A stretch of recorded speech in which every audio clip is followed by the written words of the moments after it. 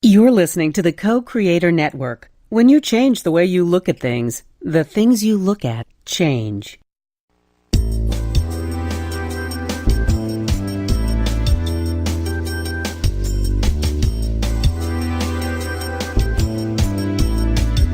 Good afternoon. Welcome to Why Shamanism Now, a practical path to authenticity, with your host, Christina Pratt, Director of the Last Mask Center for Shamanic Healing. She's talking about how shamanic skills can bring us to physical, emotional, mental, and spiritual well-being, especially when nothing else can. Now, here's your host, Christina Pratt.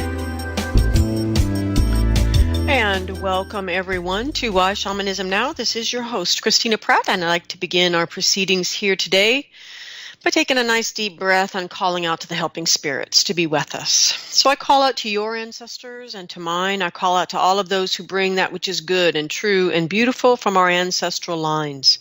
These true ancestral helping spirits who are here with us to support the living in doing what we are called to do in our own time. I ask these ancestors to help us to remember that which is strong and true and eternal, and helps us to have the practices to be good humans. And I ask these ancestors also to whisper in our ear and help us to understand where we need to go beyond where they went, to do things differently, to innovate, to create change, to transform, and to be the true medicine of our time. And I ask our ancestors to help us to feel the wisdom in our own hearts to know the difference. And as these human ancestors gather around us, let us reach through those humans into the non-human ancestors all around us, all those many manifestations of life, that great diversity of that spark of life all around that is in nature. In its many forms, all around us, every day. And we call out to these ancestors who were here long before there were humans and will be here long after. We call out to these energies to come and help us to understand more deeply our own true nature, to find the essence of our own soul, and to let that resonate deeply within us and guide us in our efforts here as part of this great web of life. And we ask these non-human ancestors to help us to remember when our humanness is leading us astray, and help us return to this larger family that is life on earth, and understand our place in supporting that great expression, diverse and beautiful, of life here on our planet. So let us call these ancestral helping spirits in their many forms in to gather around us, and then focus our awareness to gather ourselves from wherever we might be into our head, from our head down into our heart, from our heart even deeper down into our belly.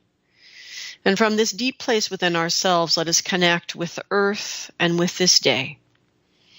We give gratitude to the special magic of this day and to the special magic of being alive. We give gratitude for the deep compassion in the earth's dreaming that anything that needs to change here can still be changed as long as we are all still breathing. We give gratitude to the earth as we begin to dive down through all the layers of the earth, letting our gratitude pour out as we go, giving thanks to the earth for the great abundance that we all share and call life, as we reach all the way down to the very center of the earth and anchor ourselves firmly there. And let us take a moment and sink deeply in these energies that restore, these energies that are before the abundance that we experience here on the surface. These energies that draw their power from darkness, from silence, from solitude, from stillness. And let us reach deeply into these energies and draw them up into our lives, into ourselves, to draw up restoration, replenishment, and nourishment. Call up these energies that carry the wisdom of manifestation, how to be here in form in a good way. And we ask the energies of the earth to help us to understand connection and interconnection and all of the many multiple relationships and multiple layers that we are experiencing at all times. And we call out to the energy of the earth to hear our gratitude and help us to ground into ourselves, to know who we are, to know where we stand, and to know what we stand for. And may we reach deeply into this experience to understand what has heart and meaning in our own life, and to allow these things to guide us in our actions in the world. May they inform our sense of home, our sense of belonging, and may we challenge ourselves to open to those we see as other and invite them into our home, invite them to our table, and allow that which is different than who we are in this moment to provoke us to grow into being an even better version of the man or the woman that we were born to be. And as we call out to these energies, let us begin to draw the energy of the earth in and ask that we come into right relationship with all aspects of ourself, with our environment, with the people around us, with life around us, with the invisible world. And as we come into right relationship with all things, let us have that one blessed moment in this day where we actually feel that great fabric, the oneness, and take our sense of right relationship from our place within that all that is. And let us draw our energy up from our belly to our heart and our heart to our mind as we complete the journey, rising up out through the sky and whatever weather it holds for you, out through the atmosphere as it moves on and out into the cosmos, all the way up, passing through all the heavenly bodies and the great mysteries of our universe. We reach to the highest energy, that divine energy, by whatever name you call it, however way you understand it. Connect with it and it with you. Know yourself within it as part of that great radiant force that radiates down from above.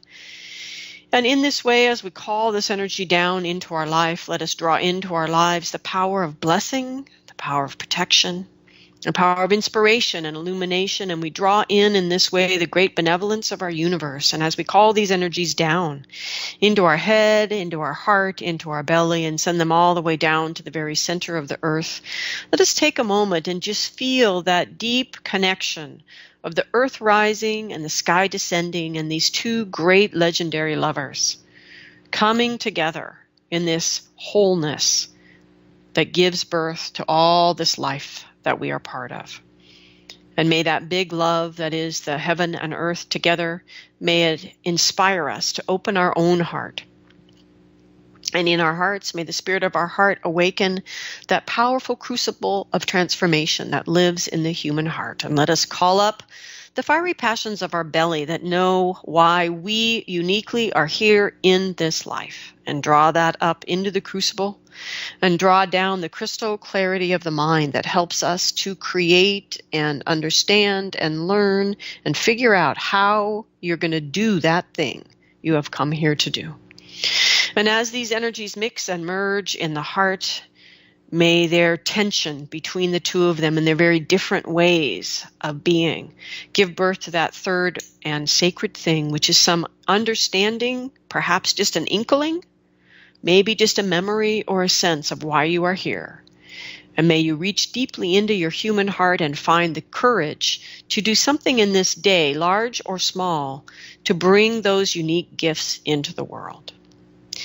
And for the enormous amount of spirit help that we all have to do precisely that, to bring our gifts into the world, I give great thanks. May what needs to be said here today, and what needs to be heard, and may these proceedings go forward in a way that is truly good for all living things. I want to give a special thank you to those wonderful living people out there who have been able to donate financially to the show. Why Shamanism Now is listener supported and has been now since 2012.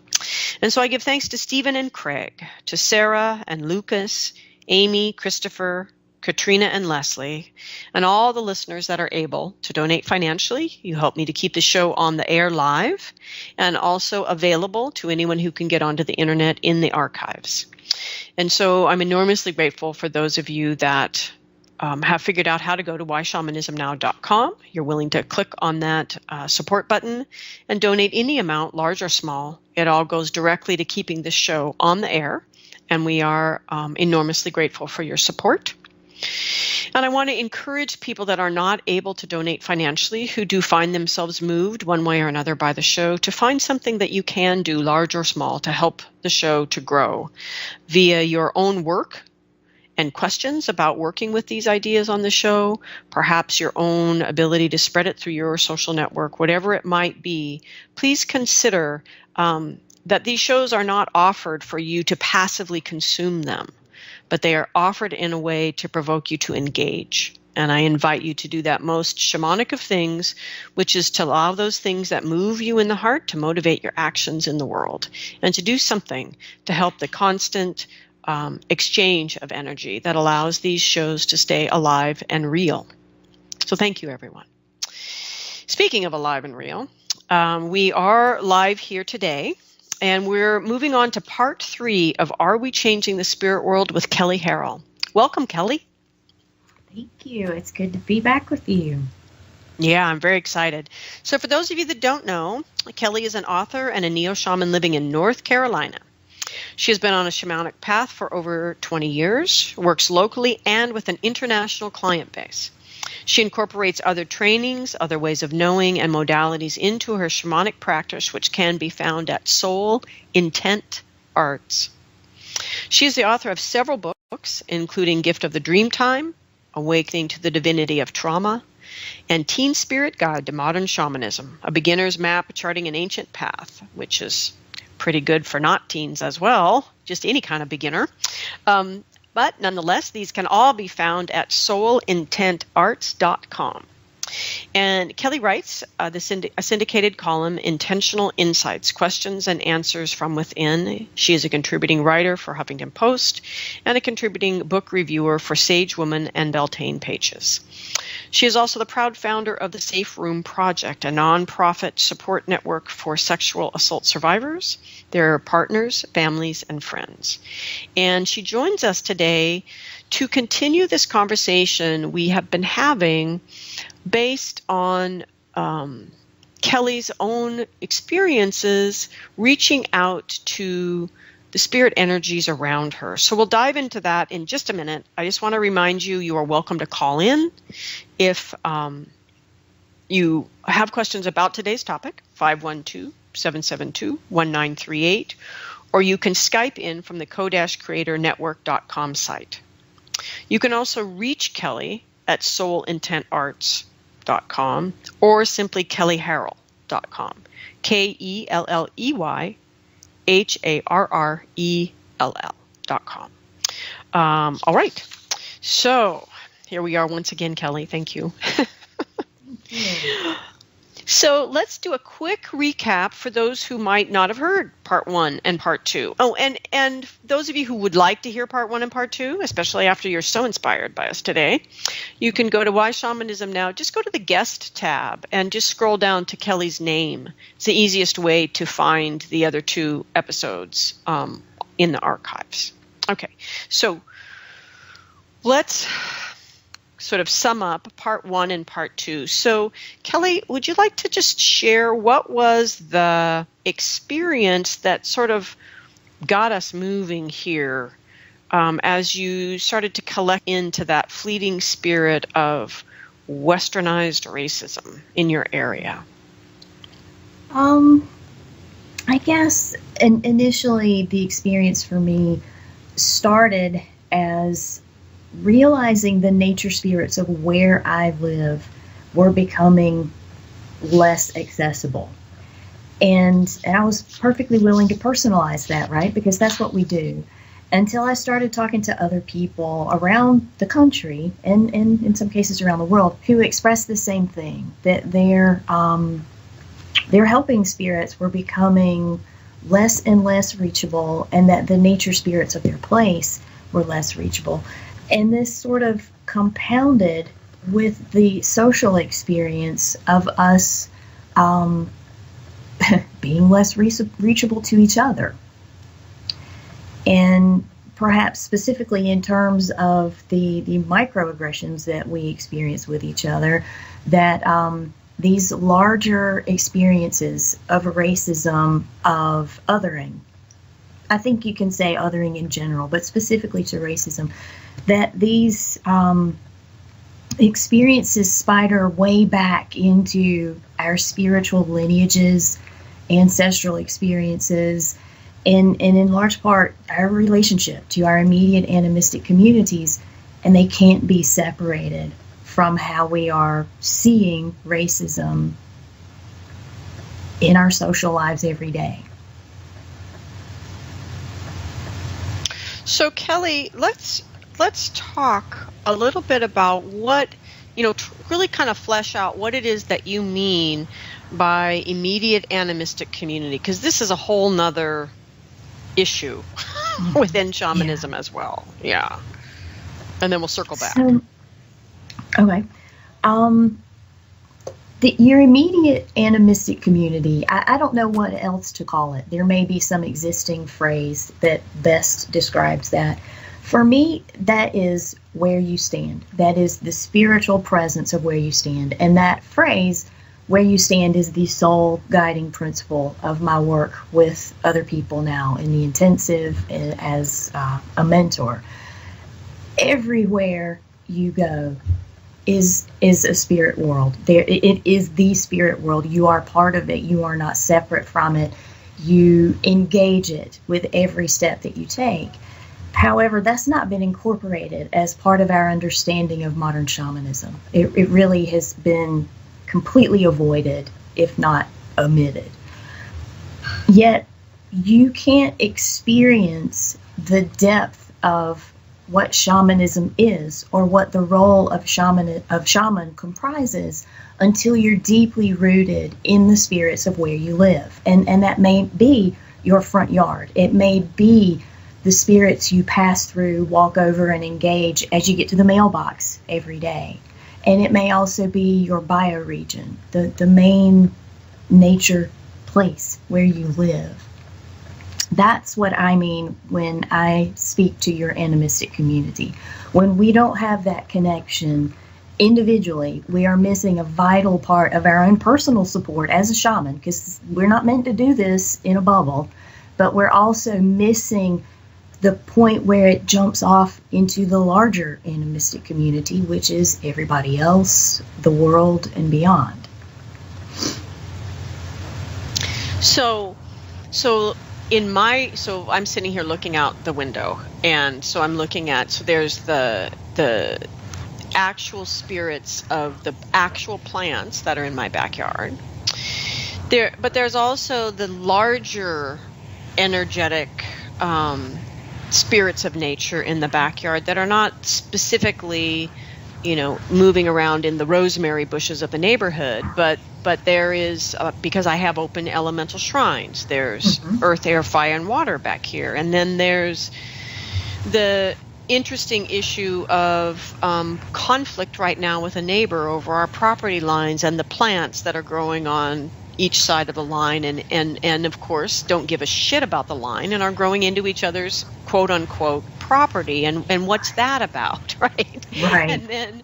And then there's the bigger energy of, as you said, there's the spirits of the region, in terms of, like, in my part of the world, in the Pacific Northwest of North America, there's, great snow-capped mountains right now, deep ocean-going rivers, mountain ranges, the coast of the forest. Even the spirit of the forest, since what stood, is still fairly palpable here. And yet there's also in that, in between my intimate spirits here with me on the land on which I live and tend, and these bigger ones, the mountains and the rivers, etc., there's all this human stuff in between. Exactly. We leave humans out of part of the animistic community. It's too easy to do that. Yeah. And then we haven't even gotten into what happens as a practitioner who then has some sort of cast of characters of helping spirits coming in. And so then I guess part of what I'm trying to illustrate for listeners is that going into your journeying and your work with this idea that there's some pristine upper world and lower world and this middle world that you've been taught to be afraid to go into, and is part of what I've called in the past the shamanic playpen. Yes. I mean, and that it's not a bad place to start. It is really an insufficient place to presume to practice. That's well said. Yeah. Okay.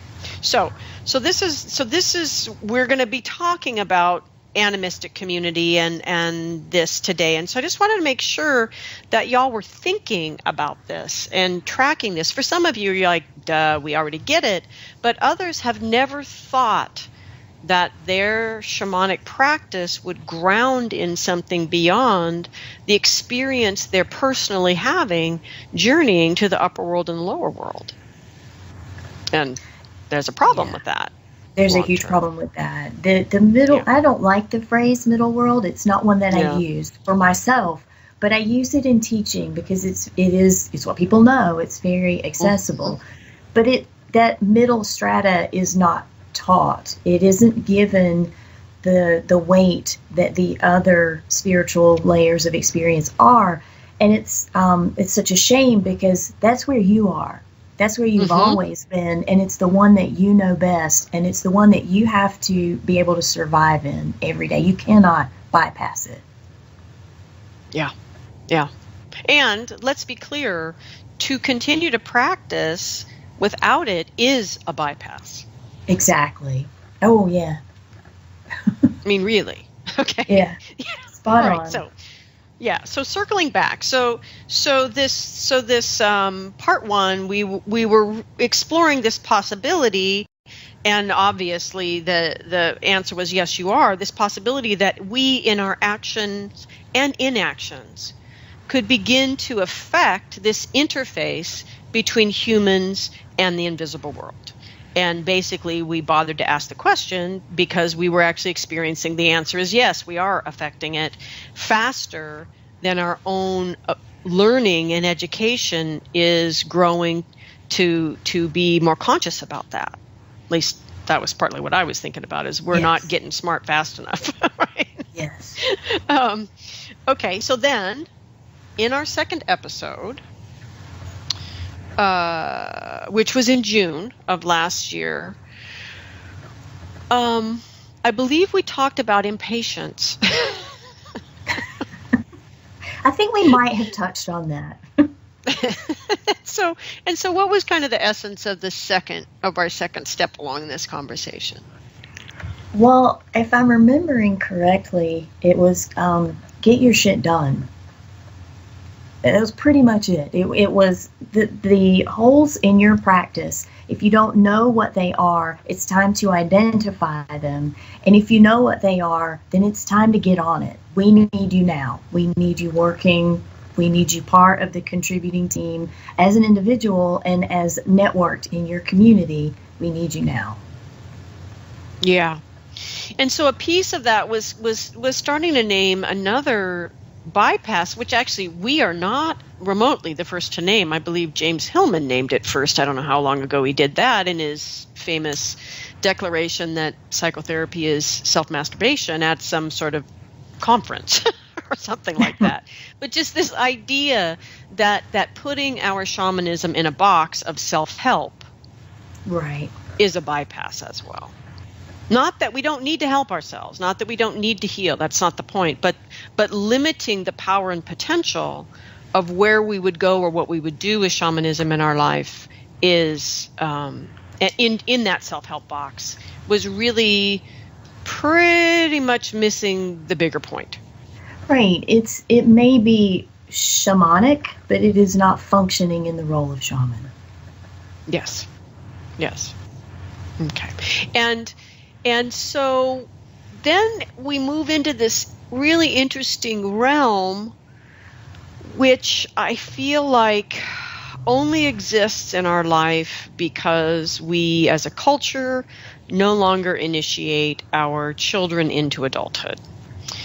And so our scale, our experiential scale for what it means or can mean to be a fully functioning, emotionally mature, spiritual adult in our world, our calibration for that is just way, way off because we are so long away from systematically understanding our responsibility to initiate our young. And so consequently, People treat every single transformation they have as if, oh my God, this is my initiation.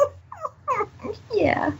Every single big transformation. And, people, from a shamanic perspective, in many shamanic cultures, it is the nature of life to fall away from your center.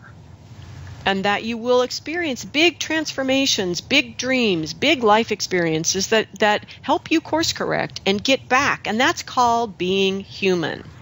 Right. It doesn't mean anything more than that. And if you're not experiencing that, that's another big bypass. So it's important that we are experiencing these transformations. But understanding these transformations, beginning to participate in them skillfully, beginning to create them intentionally because we recognize now that we need them, that whole, these are whole realms we need to be willing to move into, which we aren't going to move into if we're just still looking at this as my own personal process. I'm kind of doing this in a silo, and every transformation is, did this initiate me? Did this initiate me? Did this initiate me? It's like, Absolutely. Well, if you're still asking that question, the answer is no. I see it every day, and maybe that I don't know. I like to participate in different forums of shamanism because I want to know what the conversation is, and I find myself getting really frustrated with that because that is the conversation exactly. You just nailed it. And the thing is, given what we're really talking about today, whether or not you are personally called as a shamanic healer isn't even the point today.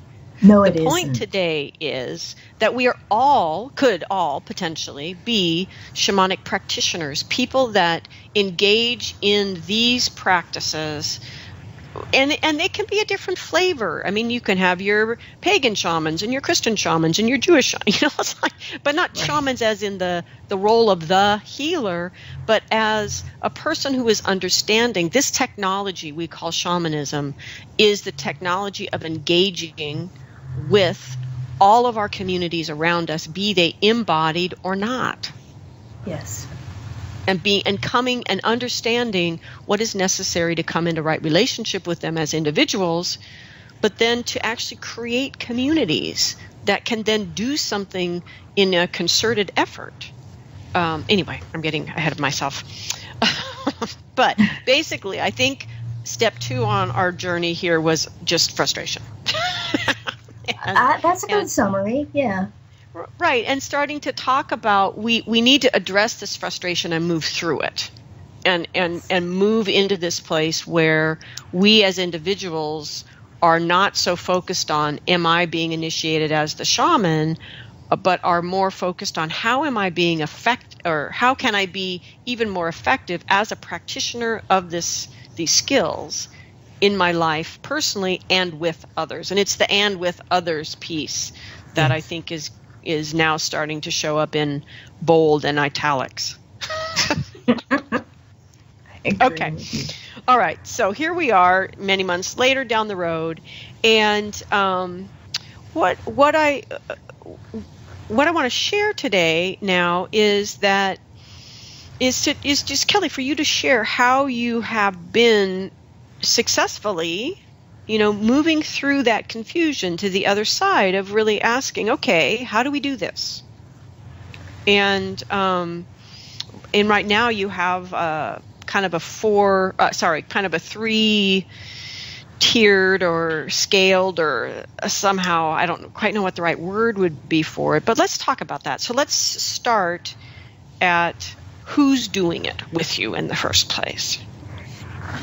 The group that I work with predominantly are the people who are in the 2-year intensive that I teach.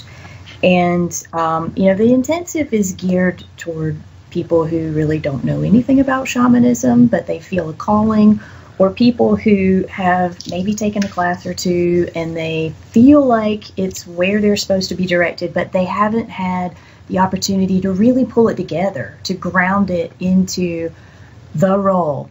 And to have a group of people, let alone a mentor, who is present for them while they do that through the whole thing, not just during class, but off hours through the whole thing. That's what my intensive is built on. And so when people complete that intensive, they elect to stay committed to this group. That takes on a whole different level of functioning. And this is where this approach really starts. And what we have been doing as a group is that first step of coming into the immediate animistic community. What needs to happen there? What is your role in it? What do you bring it? What does it need from you? How do you honor it on a daily basis, or however is necessary? What does it need in that regard? Will it acknowledge you? And that's a whole other question that gets a range of answers, because part of what we're dealing with as modern shamanists is we didn't originate here. I mean, yeah, maybe I was born in Eastern North Carolina, but the reality is my roots of what makes me connected started in another land, really, really far away. And that's where the ancestral work component of this comes in. I guess if there's steps, that's the second step. I'm not always sure that they're done in that order, but they're two distinct pieces of this. You have to be able to do the ancestral work that acknowledges, while you may have been born here and raised here, this is still not your native animistic community. And so how are you going to make the peace with that fact? How are you going to do the ancestral work that brings your lines to the present so that you can be wherever you are and be effective in that animistic community? That's the crux of the work that we focus on, and that isn't something that happens quickly. It's not something that happens at the same pace. It may be a lifetime of work. It doesn't mean that there isn't significant improvements and strengthening done in these relationships, but this is your life. This is what you commit to as being an animistic person in the role of shaman. This is what you do. This is what it looks like. And you are not meant to do it by yourself. That's the focus of the work that we're doing right now. Okay, and so as you just to granulate here a little bit more for people, so one of the things then, if we look at like the beginning of looking at this ancestral issue as you shared it, is you delineated out, right? So we have the guilt and shame, or whatever our relationship is with our history of colonization. Exactly. And then there's the what is that history? Then there's the aspect of to what degree am I a victim of that, and then to what degree am I a benefactor of that, and to be willing to have the patience, but also in a sense the stomach, the strength of heart, yes, to look honestly at this and recognize what is true historically, and to take responsibility for it as we are able to through shamanic technologies, but also to recognize the resistance to doing that is coming from systems wanting to stay the same around us, which we know around us daily must change. And so it's not just you and your personal resistance to doing it, it's the systems themselves have a certain momentum, and there is a pushback, and it's important to be able to name that pushback what it is and just do your work, and not let it stop you. Not let it create a fear monster that is not real. And I think that's the really scary part of ancestral work for so many people, because the first part of it is people say, yeah, I don't want to do that. I know there were bad people in my line and I don't want anything to do with them. Okay, cool. But that's now. We're talking a few thousand years down the line, where there were people in your line that did know how to do what you need in your life right now. And that's what we have to get to. And that's what we have to remember in order to stomach the things that we all have in our ancestral lines, which is at some point being the slave holder and the slave. I mean, it's all in there somewhere. And understanding how those roles that are very much, part of our vibration, they're part of our etheric being, how that impacts how we live now. Because when we understand that, we can step out of the system and we can approach the system as a soul being in and of itself. And that's where our group work as a community begins, working on that bigger systemic soul. You just can't tilt that with a toothbrush by yourself. You're never going to do it. You have to have a community effort to address something that big. And part of the reason for that, I completely agree. And part of the reason for that is that many of these things have been so present in our family's reality for so long, we are quite literally blind and deaf to them. And sure. that it actually takes someone outside of it, to go, hey, look at that. You're like, what? And to say that it's okay to look at it. Mm-hmm. Mm-hmm. Yeah. Yeah. I mean, there's I want to take a step out for just a... Oh, sorry. Go ahead. No, go ahead. I was just going to take a step out because I didn't take a minute and clarify for people that you are doing this work with people all over, right? Yes. This is not, just people in North Carolina. That's right. And, one of the biggest questions people have is, how do you find a mentor? How do you find somebody to do this work with? Well, you're on the internet asking me this question. you know what I mean? It's like, hello. The luxury of somebody right down the street may be very thin. And the reality is, we are scattered all over the place, and we can still be incredibly effective as a community. One of the people in our group says it's like the points for acupuncture. We're all distributed in these places that we're holding down and doing work for these animistic communities that ultimately do connect into one larger community. And that's the way it's the most effective. And so this is an important piece, I think, for us to understand about part of doing this as a modern practice. Mm-hmm. Is, for now at least, we have this technology that does this amazing thing of allowing us to connect at a distance, sometimes asynchronously, in many, many different ways. And this longing for a time in which, this sort of nostalgia for how it used to be. Right. That we were never, yeah. It's like it is an excuse to not get with it, given the time you were born into it. I feel like reminding people always, you chose this time. You chose it with all of its amazing advances and crazy, gnarly problems. You chose it. You don't want to spend your time here romanticizing about some other time. Yeah, okay, maybe that was a great life. Absolutely. And let's just break it down. I have so many people who say to me, how do I find a real shaman to learn from? How do I find an indigenous shaman to learn from? And my question to them is, are you an indigenous person? Mm-hmm. Because if you're not, your privilege is blocking you from understanding how flawed that question is from the beginning.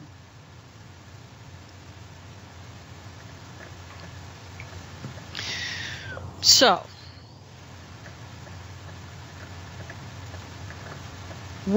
then we're in this place now where we've got people all riled up. I don't know what you mean.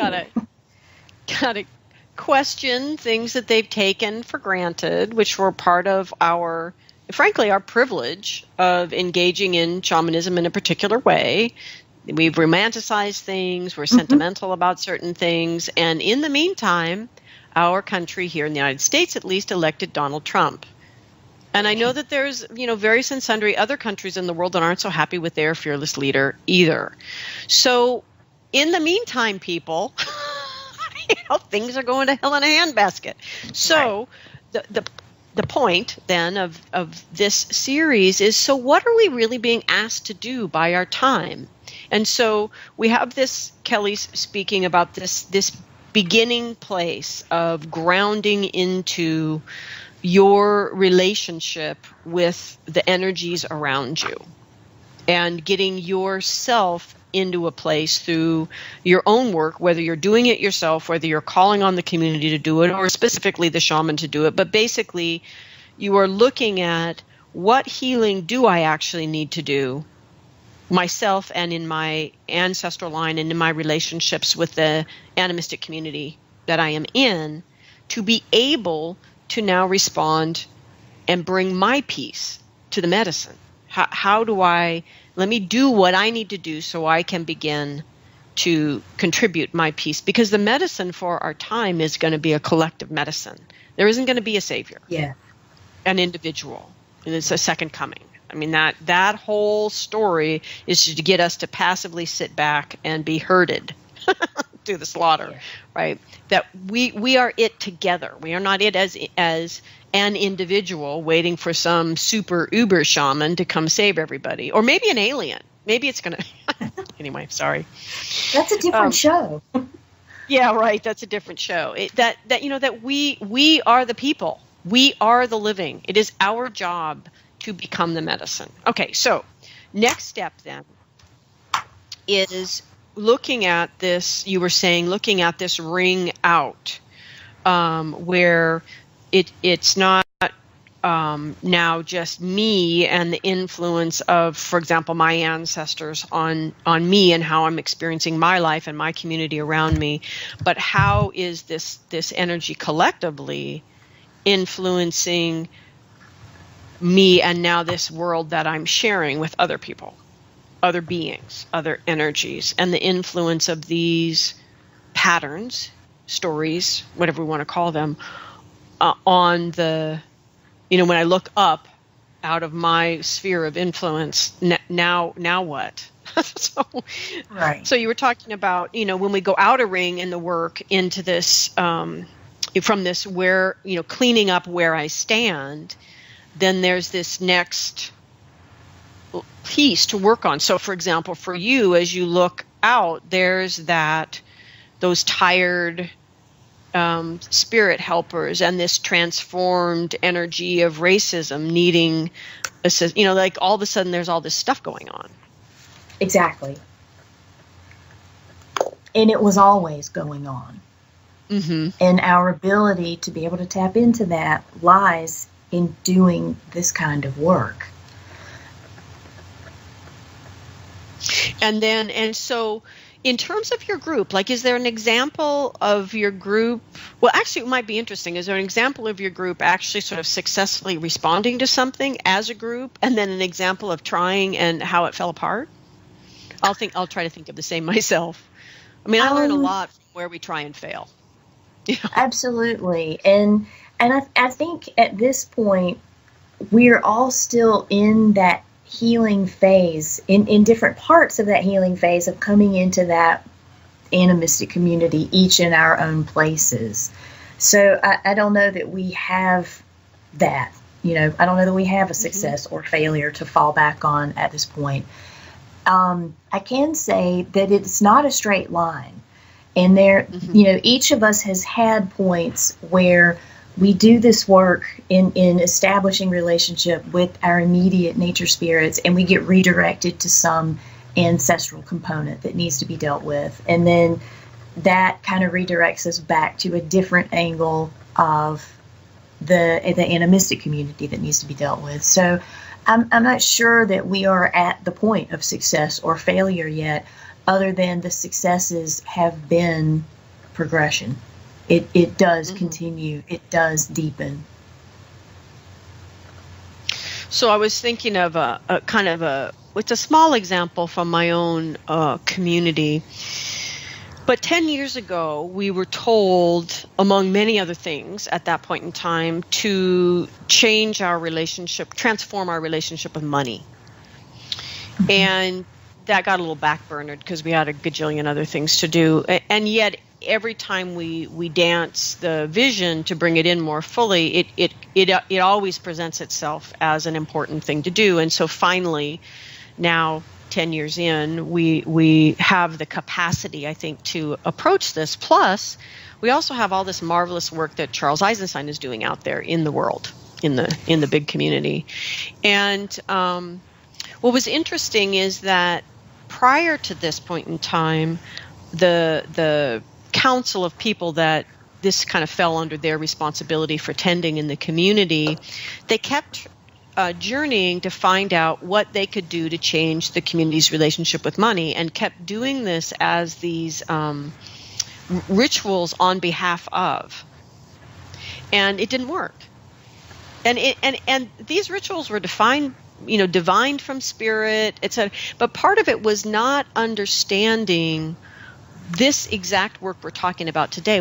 How do we guide people in the individual process of their own relationship with love and money, to circle back to then how we change it in the community specifically, and then how we change it in our interactions in our extension outside of the community, and on and on.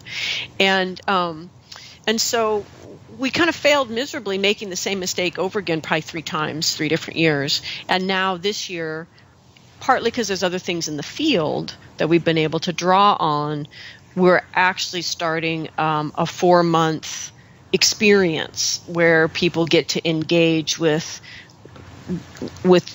more in the way that we're talking about. What are the roots of the relationship with love and money that we have? Why are they separate, etc. And moving through this process. So I guess that's an example of recognizing that these sort of the magical shamanic spirit fixes were not working. We actually needed to get dirty and really look at our own stuff. Yeah, but I was also thinking, in this phase, this next circle out, though, it is the place where we begin to look at, for example, I always connect in to the spirit of the forest that once stood here in my neck of the woods, which is a temperate rainforest, right? Should be. And the old growth trees that still stand, because there are a few, and connecting into that. But what we haven't done yet as a community here, the local part of my community that would be here, would be to look at what is our relationship with our ancestors who logged this land.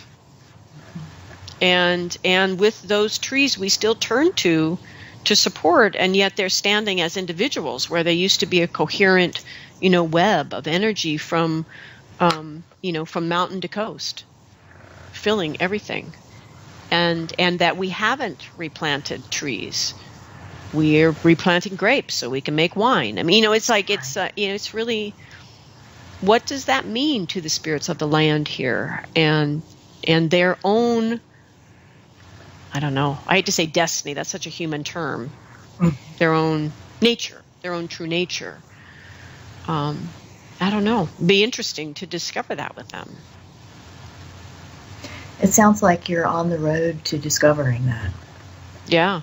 And then how could that relationship, there's something that's totally the leap here, but this is, I believe, or at least what inspires me in your work, Kelley, is that ability to make the intuitive leap that if I could fix my relationship with trees, it would affect my capacity with race relations. You know what I mean?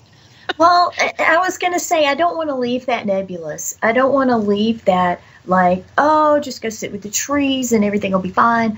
I don't want to bring it up that way, because in reality, people's lives are impacted every day, and we are responsible for that. And I think we could talk about this forever, but as someone descended from northern Western Europe, there's a great deal of ownership in my lineage that has to be done and cleared in order for me to understand how my people got here and how they participated in the way all of this played out to the dynamic we're sitting in right now.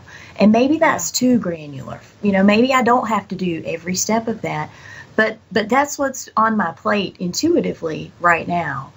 And I have to be able to have some sense of how my original animistic community was separated through the efforts of the church, through the efforts of colonialism, and how I played into that, how I fought it. I mean, my people, how we fought we fought that and bought into it at the same time, and yet wanted to survive. We wanted to eat. We wanted to be able to have future generations. And so how did that bring me to here? The spiritual dynamics of how those things came to be in my line are my responsibility to understand how I show up in the community that I live in right now. And I don't think that I can connect into, I wasn't born on the land that I walk on every day, the animistic community I tread through every day. And I feel like until I have some understanding of that ancestral and animistic part of my lineage, I can't show up honestly to the ones here. Yeah. And I think, the one saving grace, I think, in what you're talking about when you say, how detailed does it need to be? We don't need to be OCD about it, certainly, but we need to at least get to the patterns. Because the thing is, there's a lot of ancestors that live the same pattern, and it's the pattern that we can get a hold of and work with. But we do need to get to the patterns. We do need to get down to that level to understand what they are and how often in a line there are even conflicting patterns, and yet they're both manifest in the line.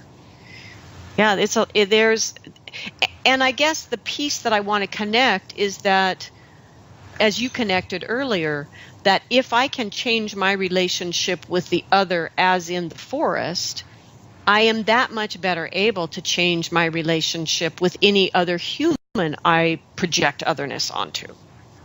And that any effort to transform shamanically needs to be not repurposed, but immediately brought into, how do I apply this kind of everywhere else? It's like I keep it rolling into my actions, my choices, my thinking about which Brussels sprouts do I buy and why. Well, yeah, and those are the decisions at a spiritual and mundane level that impact the system. On both levels. Yeah. So we have, running out of time. So I know.